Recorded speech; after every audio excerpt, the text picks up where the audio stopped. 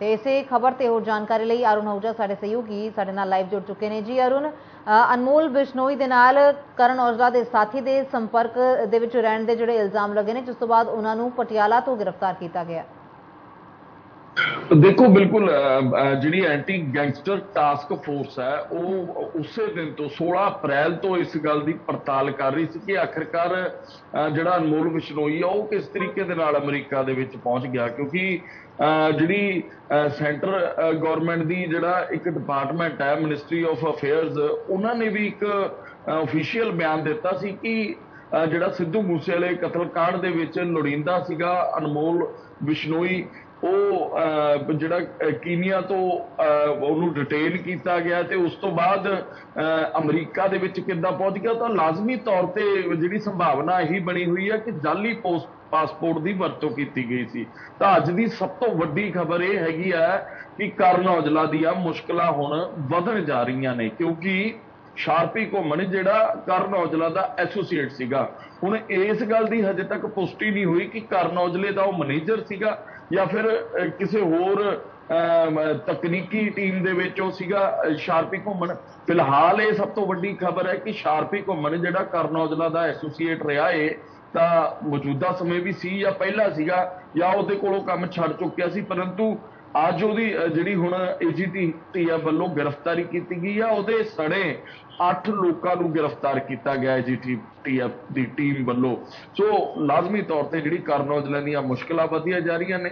ਸੋ ਸਿੱਧੂ ਮੂਸੇਵਾਲਾ ਜਿਹੜਾ ਮਰਹੂਮ ਗਾਇਕ ਜਿਹਦਾ ਦਿਨ ਦਿਹਾੜੇ ਕਤਲ ਕਰ ਦਿੱਤਾ ਗਿਆ ਸੀ ਸ਼ੂਟਰਾਂ ਵੱਲੋਂ, ਗੈਂਗਸਟਰਸ ਵੱਲੋਂ, ਉਸ ਤੋਂ ਬਾਅਦ ਲਗਾਤਾਰ ਪੰਜਾਬ ਦਾ ਮਾਹੌਲ ਖਰਾਬ ਹੁੰਦਾ ਚਲੇ ਗਿਆ ਤੇ ਲਗਾਤਾਰ ਜਿਹੜੀਆਂ ਸੁਰੱਖਿਆ ਏਜੰਸੀਆਂ ਨੇ ਲਗਾਤਾਰ ਇਸ ਗੱਲ ਦੀ ਪੜਚੋਲ ਕਰ ਰਹੀਆਂ ਸੀ ਆਖਿਰਕਾਰ ਸਿੱਧੂ ਮੂਸੇਵਾਲੇ ਦਾ ਕਤਲ ਕਰਵਾਇਆ ਕਿਉਂ ਗਿਆ।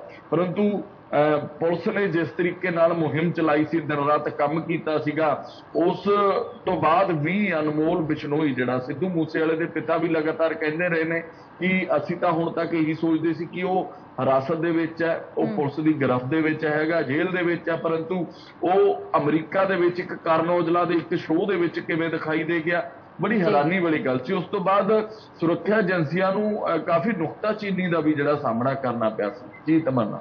जी अरुण, बिल्कुल। तो अमनप्रीत भी साडे नाल साडी सहयोगी जुड़ चुके हैं, उन्हां तो सवाल पूछूंगी। जी अमन, करण औजला दा साथी जो कि गिरफ्तार कर लिया गया है ते कुछ सਮਾਂ ਪਹਿਲਾਂ ਕਰਨ ਔਜਲਾ ਦੇ ਸ਼ੋਅ ਦੇ ਵਿੱਚ ਵੀ ਉਸ ਨੂੰ ਦੇਖਿਆ ਗਿਆ ਸੀ, ਜਿਸ ਤੋਂ ਬਾਅਦ ਕਰਨ ਔਜਲਾ ਨੇ ਸਫਾਈ ਦਿੱਤੀ ਸੀ ਕਿ ਬਿਸ਼ਨੋਈ ਨਾਂ ਦੇ ਕਿਸੇ ਵਿਅਕਤੀ ਨੂੰ ਉਹ ਨਹੀਂ ਜਾਣਦਾ, ਪਰ ਕਰਨ ਔਜਲਾ ਦੇ ਨਾਲ ਖੜਾ ਹੋਇਆ ਉਹ ਨਜ਼ਰ ਆਇਆ ਸੀ। यही चीज यही सवाल जो कि पुलिस वालों भी और आम खर्च वालों खड़े किए गए थे कि आखिर जो एक शख्स हमारे का पर्चा है तो उसकी जानकारी जो पुलिस को लगी है और उसके बारे जानकारी आई है आमतौर पर वो में नजर आ जाता है, क्योंकि जो भी किसी भी बड़े स्टार का शो लगता है तो आम लोगों का तक मुंह, लेकिन इस तरीके के गैंगस्टर के भरा का उस आना अपने आप एक बहुत बड़ा जोड़ा कि यह मसला खड़ा हो गया कि आखिर वो किमें उत्थे खड़ा हो गया, किमें उस तरीके के नाल उत्थे पाया गया। हालांकि उसके बाद बहुत क्लैरिफिकेशन कही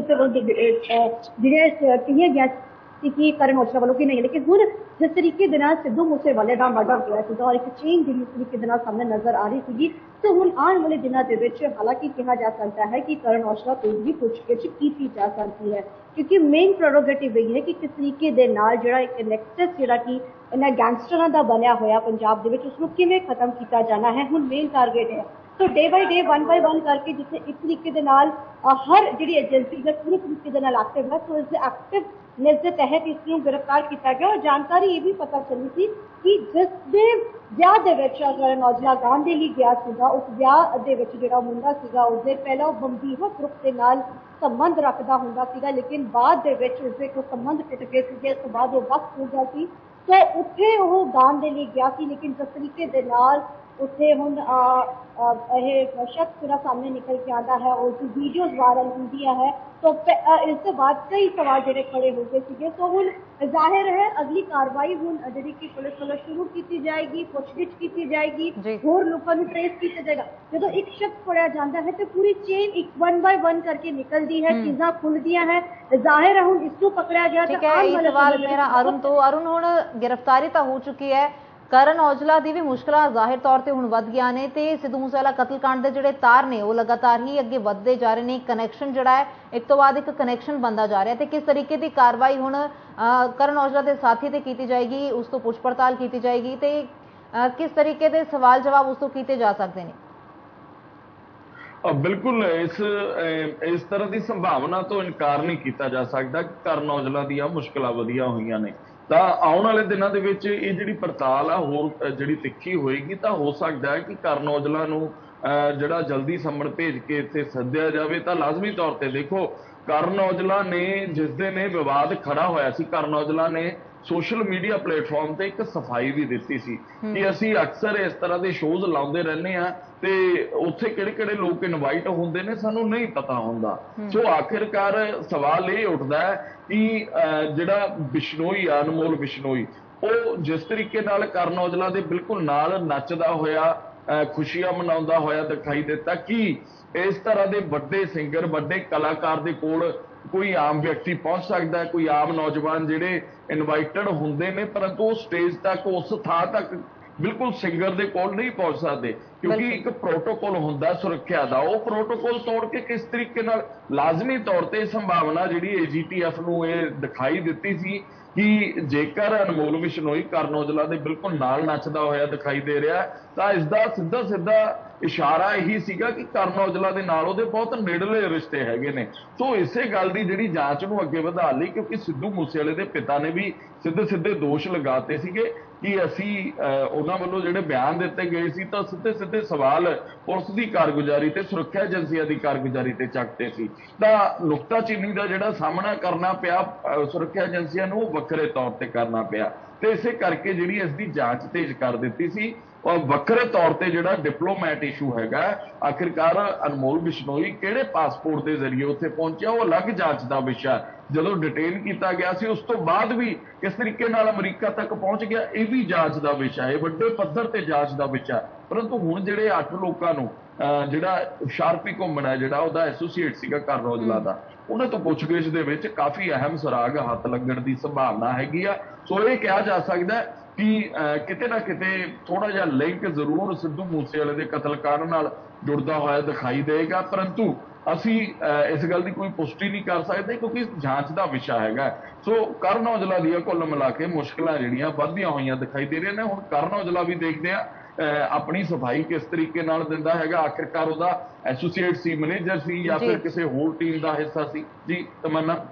जी अरुण, बिल्कुल ते ਕਰਨ ਔਜਲਾ ਤੋਂ ਵੀ ਇਸ ਮਾਮਲੇ ਦੇ ਵਿੱਚ ਜਿਹੜੀ ਪੁੱਛਗਿੱਛ ਕੀਤੀ ਜਾ ਸਕਦੀ ਹੈ ਤੇ ਕੀ ਲੱਗਦਾ ਹੈ ਕਨੈਕਸ਼ਨ ਜਿਹੜਾ ਹੈ ਕਿੱਥੋਂ ਤੱਕ ਅੱਗੇ ਦੇ ਤਾਰ ਜੁੜੇ ਹੋਣਗੇ? देखो हजे तक तो फिलहाल संभावनावां ने, मैं पहला कहा कि संभावनावां तो इनकार नहीं किया जा सकता क्योंकि सिद्धू मूसेवाले का फादर हुण तक यही गल कहता रहा कि ये जिहड़े शूटर सीगे या गैंगस्टर सीगे ये किराए के गुंडे सीगे, इन्होंने कतल तो किया परंतु कतल कराया क्यों है, पिछे रीजन की रहा है, वो रीजन ਜਿਹੜਾ ਪੁਲਿਸ ਲਗਾਤਾਰ ਖੰਗਾਲਣ ਦੀ ਕੋਸ਼ਿਸ਼ ਕਰ ਰਹੀ ਸੀਗੀ ਕਿਉਂਕਿ ਪੁਲਿਸ ਦੀ ਕੋਸ਼ਿਸ਼ ਤਾਂ ਹੁੰਦੀ ਹੈ ਪਰੰਤੂ ਪੁਲਿਸ ਦੀ ਮਜਬੂਰੀਆਂ ਵੀ ਹੁੰਦੀਆਂ ਨੇ। ਇੱਕੋ ਦਮ ਉਸ ਕੋਈ ਵੱਡੀ ਹਸਤੀ ਨੂੰ ਨਹੀਂ ਸਿੱਧਾ ਹੱਥ ਪਾਇਆ ਜਾ ਸਕਦਾ। ਸੋ ਪੁੱਛਗਿੱਛ ਵੀ ਜੇ ਕਰਨੀ ਹੈ ਕਿਉਂਕਿ ਅਦਾਲਤੀ ਪ੍ਰਕਿਰਿਆ ਇੱਕ ਹੁੰਦੀ ਹੈ, ਜੇਕਰ ਨਜਾਇਜ਼ ਕਿਸੇ ਨੂੰ ਇਸ ਤਰੀਕੇ ਨਾਲ ਪੁੱਛਗਿੱਛ ਲਈ ਬਿਨਾਂ ਕੋਈ ਨੋਟਿਸ ਦਿੱਤੇ ਬੁਲਾ ਲਿਆ ਜਾਵੇ ਜਾਂ ਫਿਰ ਸਿੱਧਾ ਫੋਨ ਕਰਕੇ ਉਹਨਾਂ ਦੇ ਘਰੇ ਪਹੁੰਚ ਕਰ ਦਿੱਤੀ ਜਾਵੇ ਤਾਂ ਅਗਲਾ ਮਾਨਹਾਨੀ ਦਾ ਕੇਸ ਵੀ ਕਰ ਸਕਦਾ ਹੈ ਜਾਂ ਫਿਰ ਅਦਾਲਤਾਂ ਦਾ ਰੁਖ ਵੀ ਕਰ ਸਕਦਾ। ਉਸ ਦੇ ਵਿੱਚ ਬੜੇ ਸਵਾਲ ਜਵਾਬ ਜਿਹੜੇ ਹੁੰਦੇ ਨੇ ਤੇ ਉਹ ਸਵਾਲਾਂ ਦੇ ਜਵਾਬ ਜਿਹੜੇ ਕਟਹਿਰੇ ਦੇ ਵਿੱਚ ਖੜ ਕੇ ਉਹਨਾਂ ਅਧਿਕਾਰੀਆਂ ਨੂੰ ਦੇਣੇ ਪੈਂਦੇ ਨੇ। ਇਸ ਕਰਕੇ ਇੱਕ ਕਾਨੂੰਨੀ ਪ੍ਰੋਟੋਕੋਲ ਹੁੰਦਾ, ਉਸੇ ਪ੍ਰੋਟੋਕੋਲ ਦਾ ਜਿਹੜਾ ਪਾਲਣ ਇਹ ਸੁਰੱਖਿਆ ਏਜੰਸੀਆਂ ਲਗਾਤਾਰ ਕਰਦੀਆਂ ਆਈਆਂ ਨੇ।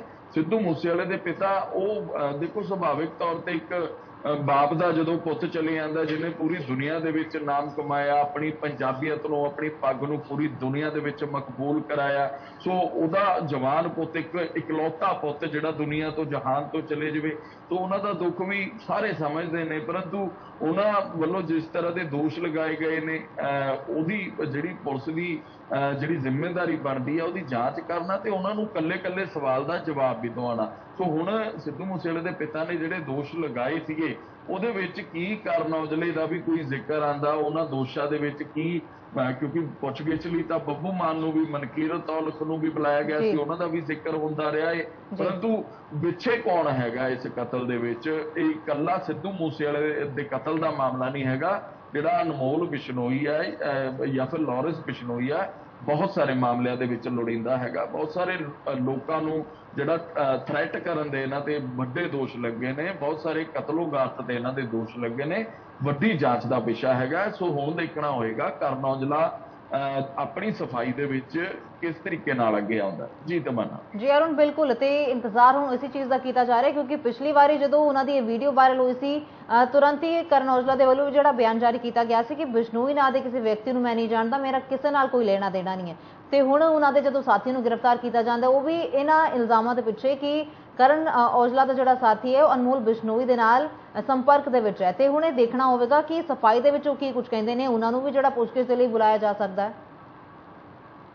ਬਿਲਕੁਲ, ਦੇਖੋ ਤਮੰਨਾ, ਪੁਲਿਸ ਦੀ ਜਿਹੜੀ ਇਨਵੈਸਟੀਗੇਸ਼ਨ ਸੁਰੱਖਿਆ ਏਜੰਸੀਆਂ ਦੀ ਖਾਸ ਕਰਕੇ ਇਨਵੈਸਟੀਗੇਸ਼ਨ ਹੁੰਦੀ ਆ, ਉਹ ਗੁਪਤ ਤਰੀਕੇ ਨਾਲ ਹੁੰਦੀ ਆ। ਹਜੇ ਤੱਕ ਦੇਖੋ ਜਿਹੜਾ ਸ਼ਾਰਪੀ ਘੁੰਮਣ ਹੈ, ਜਿਹੜਾ ਉਹਦਾ ਐਸੋਸੀਏਟ ਸੀ ਕਰਨ ਔਜਲਾ ਦਾ, ਉਹਦੀ ਗ੍ਰਿਫਤਾਰੀ ਜਾਂ ਫਿਰ ਉਹਨੂੰ ਹਿਰਾਸਤ 'ਚ ਲੈਣ ਨੂੰ ਲੈ ਕੇ ਜਿਹੜੀ ਕਾਰਵਾਈ ਕੀਤੀ ਗਈ ਆ ਜਾਂ ਉਹਦੇ ਹੋਰ ਸਾਥੀਆਂ ਨੂੰ ਜਿਹੜਾ ਹਿਰਾਸਤ ਦੇ ਵਿੱਚ ਲਿਆ ਗਿਆ, ਉਹਦੇ ਬਾਰੇ ਓਫੀਸ਼ੀਅਲ ਤੌਰ ਤੇ ਕੋਈ ਜਾਣਕਾਰੀ ਨਹੀਂ ਦਿੱਤੀ। ਇਹ ਜਿਹੜੀ ਜਾਣਕਾਰੀ ਹੈ ਇਹ ਸਾਨੂੰ ਪੁਖਤਾ ਸੂਤਰਾਂ ਤੋਂ ਮਿਲੀ ਹੈਗੀ ਆ। ਸੋ ਉਹ ਜਾਣਕਾਰੀ ਕਿਉਂ ਨਹੀਂ ਦਿੱਤੀ? ਕਿਉਂਕਿ ਜੇਕਰ ਇਸ ਤਰ੍ਹਾਂ ਦੀ ਜਾਣਕਾਰੀ ਲੀਕ ਹੋ ਜਾਂਦੀ ਆ ਤਾਂ ਜਿਹੜੇ ਹੋਰ ਸੰਭਾਵਨਾ ਜਿਹੜੀ ਬਣੀ ਹੁੰਦੀ ਆ, ਹੋਰ ਵੀ ਦੋਸ਼ੀ ਜਿਹੜੇ ਗ੍ਰਿਫਤ ਤੋਂ ਬਾਹਰ ਹੁੰਦੇ ਨੇ ਪੁਲਿਸ ਦੀ, ਤਾਂ ਉਹਨਾਂ ਨੂੰ ਜਾਣਕਾਰੀ ਦਾ ਉਹ ਫਾਇਦਾ ਚੱਕ ਕੇ ਫਰਾਰ ਹੋ ਜਾਂਦੇ ਨੇ, ਅੱਗੇ ਮੂਵ ਹੋ ਜਾਂਦੇ ਨੇ। ਇਸ ਕਰਕੇ ਸੁਰੱਖਿਆ ਏਜੰਸੀਆਂ ਕੋਸ਼ਿਸ਼ ਕਰ ਰਹੀਆਂ ਨੇ ਕਿ ਸਭ ਤੋਂ ਪਹਿਲਾਂ ਜਿਹੜੀ ਉਹਦੀ ਜੜ ਨੂੰ ਫੜਿਆ ਜਾਵੇ, ਜਿਹੜੀ ਮਸਲੇ ਦੀ ਜੜ ਹੈਗੀ ਆ।